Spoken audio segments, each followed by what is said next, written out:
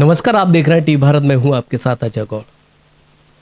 हाल ही में सिविल जज के लिए जो 3 नाम चयनित हुए हैं उनमें शिवम सोनी, नंदिनी शुक्ला और संजय साक्य, इन तीनों ने डबरा का नाम रोशन किया है और इस समय हमारे साथ मौजूद हैं शिवम सोनी जी। सबसे पहले टी भारत में आपका बहुत बहुत स्वागत है। Thank you.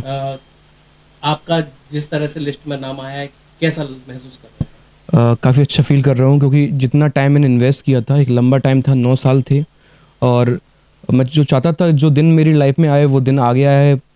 चाहता था पेरेंट्स काफ़ी खुश हों, उनको प्राउड फील करवाऊँ, और मैं आज करवा पाया हूँ, तो अपने आप को काफ़ी लकी फील कर रहा हूँ मैं। हम आपसे ये जानना चाहेंगे कि जिस तरह से आपने जो परीक्षा पास की है उसमें पढ़ाई के दौरान आपको क्या क्या परेशानी आई है, क्योंकि बीच में कोरोना काल पड़ा था, सभी जगह ऑफलाइन क्लासेस बंद हो गई, तो ऑनलाइन पढ़ाई चालू थी, तो क्या कुछ परेशानी? सबसे बड़ी दिक्कत तो ये है कि ये दिक्कत थी कि मेरा जो होम टाउन है वो डबरा है, और डबरा में लॉ के लिए और सिविल जज की प्रिपरेशन के लिए कोई सोर्स नहीं है, कोई तरीका नहीं है, कोई अपॉर्चुनिटी या कोई प्लेटफॉर्म नहीं है। तो उसके लिए मुझे ग्वालियर से स्टडी करनी पड़ी। इसके अलावा मुझे प्रिपरेशन करनी थी। मैंने स्टार्टिंग में अप डाउन स्टार्ट किया, लेकिन अप डाउन के दौरान मैंने ट्रेन से काफ़ी अप डाउन किया, पर मेरी प्रिपरेशन हो नहीं पाती थी, तो दिक्कत आती थी। इस वजह से मुझे ग्वालियर शिफ्ट होना पड़ा। लेकिन ग्वालियर शिफ्ट होने के दौरान काफ़ी दिक्कत आती थी। वहाँ मैं रहता था, सारा काम खुद देखना पड़ता था, क्योंकि फैमिली यहाँ पर है और मैं अकेला वहाँ पर हूँ। तो फैमिली मुझे टाइम टू टाइम सपोर्ट करती थी। काफ़ी सपोर्ट किया पापा ने, काफ़ी सपोर्ट किया मेरी मम्मा ने। सपोर्ट करते करते उन्होंने बोला कि नहीं, तू कर सकता है, तू ग्वालियर शिफ्ट हो जाए, तू ग्वालियर रह, कर सकता है। साथ में मेरा भाई था, तो वो वहाँ पर मुझे काफ़ी सपोर्ट करता था। काफ़ी छोटे छोटे वर्क जो थे या कुछ प्रॉब्लम आती थी मुझे, मैं क्लासेस चले जाता था, लेकिन मेरा भाई सपोर्ट कर रहा है मुझे, मेरा ये काम कर रहा है, मेरा वो काम कर रहा है। पापा भी टाइम टू टाइम सैटरडे को, संडे को मुझसे मिलने आते थे। छोटी से छोटी चीज़, बड़ी से बड़ी चीज़, क्या लेके आना है, क्या नहीं है, क्या अवेलेबल नहीं है, क्या लेके आना है, वो सब मैं देखता ही नहीं था। सब पापा लेके आ रहे हैं, पापा ही देख रहे हैं। वो बोलते थे मुझे कि तू तो सिर्फ अपनी स्टडी पे ध्यान दे, ये मुझ पे छोड़ दे, मुझे करना है तो मैं खुद कर लूँगा। तो मैं सिर्फ अपनी स्टडी, क्लास गया, कोचिंग गया, लाइब्रेरी गया, सिर्फ इसी पे फोकस करता था, क्योंकि उन्होंने मुझे मना किया हुआ था, ये तेरा काम नहीं है, ये मेरा काम है। तो खाने से लेकर या फिर किसी भी चीज़ को लेकर, फ्री फीस को लेकर या किसी भी चीज़ को लेकर मुझे पूरा सपोर्ट करते थे वो। और मुझे बोलना नहीं पड़ता था, मेरे बोलने से पहले वो चीज़ ऑटोमेटिकली हो जाती थी। तो काफ़ी सपोर्ट उन्होंने मुझे किया। इसके अलावा ग्वालियर में रहता था, तो कभी कभी मैं फैमिली को भी मिस कर रहा था, क्योंकि कभी बाहर रहा नहीं हूँ। एकदम से ग्वालियर मुझे रहना पड़ा, 6 साल रहना पड़ा। तो स्टार्टिंग के 2-3 साल तो मुझे बहुत दिक्कत आई, क्योंकि मुझे फैमिली की बार बार याद आती थी। मैं वापस घर आता था, वापस मैं सैटरडे संडे को कि मम्मा मुझे वापस लौट के आना है, मैं रह नहीं पाऊँगा ग्वालियर। लेकिन उन्होंने बोला नहीं, तू रह सकता है, कर सकता है, चैलेंजेस हैं, फेस करना चाहिए। तो मैं ग्वालियर रहा। फिर ग्वालियर में रहते रहते मुझे कुछ काफ़ी अच्छे फ्रेंड्स में, जो मैं लकी हूँ कि मेरे जो फ्रेंड्स हैं, 4-5 जो दोस्त हैं मेरे, वो मुझे काफ़ी लकीली बहुत अच्छे मिले, क्योंकि फैमिली ग्वालियर नहीं थी, तो सपोर्ट मुझे वही करते थे। मेरा भाई मुझे सपोर्ट करता था, मेरे फ्रेंड्स मुझे छोटी से छोटी, बड़ी से बड़ी हर चीज़, प्रॉब्लम्स में वो मुझे सपोर्ट करते कि शिवम कोई बात नहीं, हमसे मिल लिया कर, या हम घर पे आ जाएंगे, या कोई बात नहीं है, ठीक है अंकल नहीं आ पा रहे हैं तो हम ये लेके आ जाएंगे, या इस चीज़ में हम सपोर्ट कर देंगे। गाइडेंस देना, उनके पेरेंट्स भी मुझे मिलते थे, और मेरे जो सर हैं राधेश्याम शर्मा जी, और भी जो लोग हैं जिन्होंने मुझे सपोर्ट किया है, तो उनके बिना तो मैं ये कर ही नहीं पाता कभी। अच्छा, ये ही प्रोफेशनल क्यों चुना आपने, क्या कुछ कारण? उसका भी कारण है, क्योंकि पापा मेरे एडवोकेट हैं डबरा में, तो घर में एक एटमॉस्फेयर बन चुका था कि हाँ पापा एडवोकेट हैं। उस एटमॉस्फेयर में मैं रहता हूँ, तो मेरा एक एटमॉस्फेयर बन चुका था कि नहीं, इसी फील्ड में काम करना है, इसी फील्ड में वर्क करना है। मैं पापा के साथ कभी कभी कोर्ट जाता था, तो उसका इंप्रेशन मुझे कि यार जज अच्छा काम करते हैं, लोगों को न्याय देते हैं। तो लोग लास्ट टाइम जब परेशान रहते हैं तो सुनवाई के लिए सिर्फ जज के पास आते हैं, उनसे न्याय मांगते हैं कि हाँ कोई सुनेगा नहीं हमारी बात, तो जज हमारी बात जरूर सुनेगा। तो इसको लेके मेरा इस फील्ड में इंटरेस्ट क्रिएट हो गया।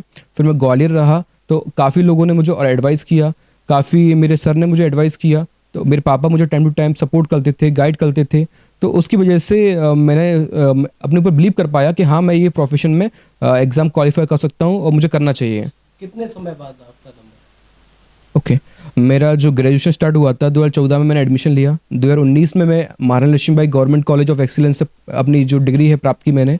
इसके अलावा मैं कंटिन्यूसली प्रिपरेशन में लगा हुआ था, पहले से लगा हुआ था। अपने कॉलेज के दौरान से लगा हुआ था, लेकिन कोविड की वजह से अपॉर्चुनिटी मुझे नहीं मिल पाई। कोविड की वजह से अपॉर्चुनिटीज़ कम हो गई थी, लेकिन लकीली ये रहा कि सेकंड एमपी का ये एग्ज़ाम था। सेकंड एग्ज़ाम में मेरा इंटरव्यू क्वालिफाई हो गया, मेरा फाइनल सिलेक्शन हो गया।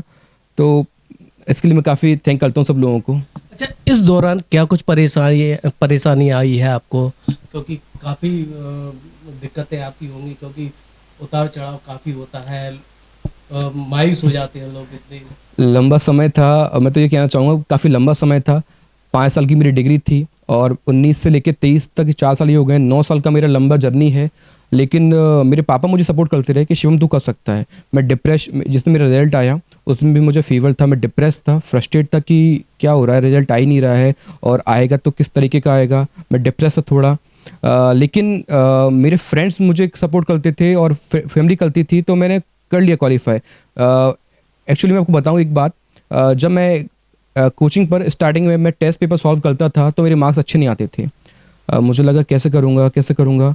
काफ़ी बार लगा कि छोड़ दिया जाए, बैकआउट कर लिया जाए, कि नहीं हो पाएगा, शायद ना हो पाए, अपने लिए नहीं बना हो एग्ज़ाम। पर फिर लगा कि यार अपन बेस्ट देंगे अपना, जितना हो पाएगा, जब तक कर पाऊँगा बेस्ट देता रहूँगा, इतनी आसानी से हार तो नहीं मानूंगा। तो जब तक होगा बेस्ट देता रहूँगा। धीरे धीरे हुआ क्या, जो चीज़ें गलतियाँ मुझसे होती थी वो गलतियाँ होना बंद हो गई। मेरे मार्क्स 50 में से 20 आते थे, 50 में से 45, 50, 48 आना शुरू हो गए। एक टाइम पर 50 आना भी शुरू हो गए। तो जो कमियां आती थी, जो प्रॉब्लम आती थी मुझे, वो प्रॉब्लम ऑटोमेटिकली धीरे धीरे सॉल्व होने लगी। तो मैं समझता हूँ कि हर कोई कर सकता है। लगातार कितने घंटे की स्टडी रहती थी आपकी? कितने घंटे पढ़ते थे? वैसे तो घंटे का कोई वो नहीं है कि सर्टेन कि आपको इतना घंटा पढ़ना ही है। किसी की माइंड कैचिंग पावर अच्छी होती है, लेकिन मैं इतना बताना चाहूँगा कि कम से कम आपको इतना टाइम देना चाहिए कि आप ना उस चीज़ को ग्रैस्प पूरा कर सकें। 12-13 घंटे तो कम से कम आपको पढ़ना चाहिए। पर मेरा क्या था, मेरा पूरा फोकस इसी पे था। तो मैं सोचता था क्यों, अगर मैं जब करना मुझे यही है तो मैं किसी चीज़ पे टाइम क्यों वेस्ट करूँ। तो मेरा तो 12 घंटे, 15 घंटे, 16 घंटे, मेरा जो मैक्सिमम लिमिट थी 16.5 घंटे, 17 घंटे, मैं इस टाइम को एक्सटेंड करता था। पूरे दिन पढ़ता था। 12 घंटे पढ़ लिया मैंने, 5 घंटे मैं ब्रश कर रहा हूँ, मैं सो रहा हूँ, मैं लेटा हुआ हूँ। लेटते टाइम मैं अपने दिमाग में वो चीज़ें घुमा रहा हूँ, कहीं बैठा हुआ हूँ, शांत बैठा हुआ हूँ, तभी वो चीज़ें दिमाग में घूम रही हैं। चिंतन करना बहुत ज़रूरी होता है। जो पढ़ा हुआ है मैंने उसको डाइजेस्ट करना, उसको चिंतन करना बहुत ज़रूरी होता है। तो भले ही मैं जिस टाइम नहीं भी पढ़ रहा हूँ उस टाइम भी मैं शांत रहकर, चुप बैठकर, बिल्कुल दिमाग में वो चीज़ें घुमाता था। तो उसने मुझे काफ़ी हेल्प किया है। इस कामयाबी के पीछे आप किसका हाथ है? सबसे बड़ा हाथ तो मेरी मम्मा का है, मेरी माँ का है, क्योंकि उन्होंने काफ़ी स्ट्रगल किया, काफ़ी सपोर्ट किया मुझे, बहुत लंबे समय से सपोर्ट किया। उन्होंने कंटिन्यूसली वो मुझे मोटिवेट करती रही कि शिवम तुम कर सकते हो, तुम कर सकते हो, मेडिटेशन किया करो, तुम बिलीव किया करो अपनी पावर्स पे। तुम जैसे हनुमान जी को पावर रियलाइज़ कराई गई थी, तो ऐसे ही वो मुझे मेरी पावर रियलाइज़ कराती थी कि तुम कर सकते हो। मेरे पापा जो है मुझे हर छोटी से छोटी बड़ी चीज़ में सपोर्ट करते थे। मेरे कहे बिना वो चीज़ें ऑटोमेटिकली हो जाती थी। भले कोविड का टाइम रहा हो, फाइनेंशियल इश्यूज भी थे कोविड के टाइम पे, क्योंकि कोर्ट बंद थे, लेकिन फिर भी पापा ने मुझे सपोर्ट किया, बहुत सपोर्ट किया।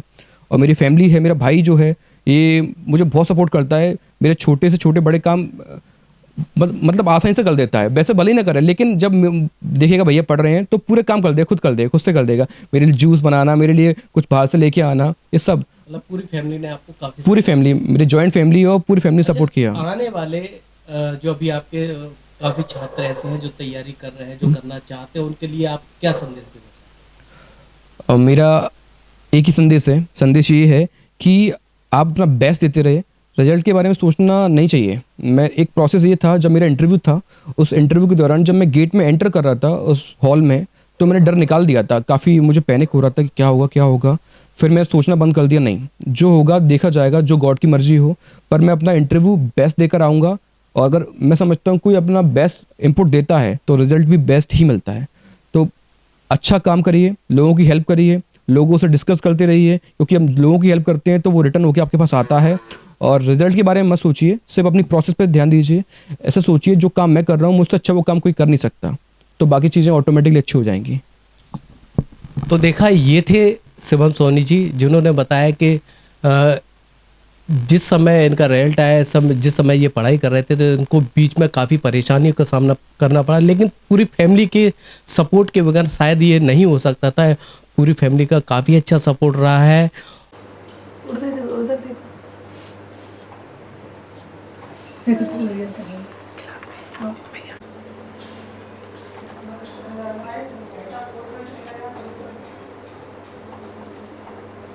इस समय हमारे साथ मौजूद हैं शिवम सोनी जी की माँ। उन्हीं से बात करेंगे क्योंकि इस समय जो उनका रिजल्ट आया है शिवम का, तो उनके घर में खुशी का माहौल है। लोग दूर दूर से बधाई देने पहुंच रहे हैं उनके घर में, तो उन्हीं से बात करेंगे। क्या नाम है आपका? सरोज सोनी। सरोज जी, क्या कहना चाहेंगे क्योंकि जो शिवम का लिस्ट में नाम आया है, जी काफ़ी खुशी की बात है। डबरा शहर को गौरवान्वित महसूस है। बिल्कुल। और माँ बाप तो स्वाभाविक है, माँ बाप तो जो समझ लो सर्वेंट होते हैं बच्चों के, हाँ, उनकी तन मन से सेवा करते हैं क्या हाथ। कुछ कहना चाहिए? यही कहना चाहें कि बच्चे को कभी मनोबल हमने कम नहीं होने दिया, मोटिवेट किया हर तरह से उसको। और ये ना कि जैसे कभी उसको लगा मम्मी पढ़ते पढ़ते बोर हो गया, बहुत समय हो गया, तो हम कहते थे बेटा ईश्वर के यहाँ देर है अंधेर नहीं है, ऐसे थोड़ा उसको मोटिवेट करते थे। और मेडिटेशन सिखाया कि बेटा इस मेडिटेशन को करो, इससे विल पावर बढ़ेगी आपकी। कि मैं खुद करती हूँ, गीता पाठशाला चलाती, मुझे 11 साल हो गए हैं लोगों को सेवा देते, तो मैं अपने बच्चे को क्यों नहीं दूँ। तो मैंने अपने बच्चे को इस तरह से संभालती थी। कईयों बार खींचा और 18-18, 20-20 घंटे रूम में रहने देना, पढ़ने देना, तो ऐसे में ये बोर हो जाता था। और ले जाओ अपना खाना, मुझे नहीं खाना। तो हम कहते नहीं बेटा ऐसे नहीं, ऐसे ऐसे ऐसे उसको गाइड करते, जो उसको अच्छा लगे वो खिलाए। बहुत रात के 12 भी बज रहे, देखने गए बच्चा पढ़ रहा है तो साइड से चुपचाप से लेके चीज़ रखे आए, यानी उसके संग में मैंने डिस्टर्ब नहीं किया। डिस्टर्ब नहीं किया। मेरे यहाँ कौन आ रहा है क्या है, कोई ने पूछा बेटा पढ़ रहा है, किसी से मेल जोल भी नहीं कराया। क्यों कि उसको मम्मी कौन आया था, नहीं बेटा कोई भी नहीं आया था। कितने साल उसमें बाहर रहे? कुछ 8-6 साल करीबन उसको हो गई, ग्वालियर से कर रहा है। और कोरोना काल से डवरा में है, अपने घर पे है, किसी को मोहल्ले वाले को भी पता नहीं कि इनका बेटा है। ऐसे रूम में स्टडी करी है उसने। कितने घंटे की कंटिन्यू पढ़ाई? कंटिन्यू 20 घंटे करीबन, 18-20 घंटे ऐसे ही बैठा रहा। आज चूंकि वो मुकाम उसने हासिल कर लिया, क्या कुछ खुशी महसूस कर रहे हैं? खुशी मेरे से ज़्यादा मेरे को ये है कि बेटे को खुशी है। मैं तो सदाबहार हूँ कि मेडिटेशन करने वाले व्यक्ति को सदाबहार रहता है, कभी ये नहीं लगता है कि नहीं नाराज़गी वैसी होती है, उदासी तो वो भी सही है और खुशी भी है तो भी सही, मतलब समतल रहते। कभी ऐसा नहीं कि यार ये बहुत खुशी है तो वो अलग है, नहीं नहीं, सदाबहार एक से। तो मुझे कोई फ़र्क नहीं पड़ता भाई, मुझे तो बस इतना है कि बच्चे को मनोबल बढ़ा, बच्चे को अच्छा लगा, बच्चे की मुकाम हासिल हुआ,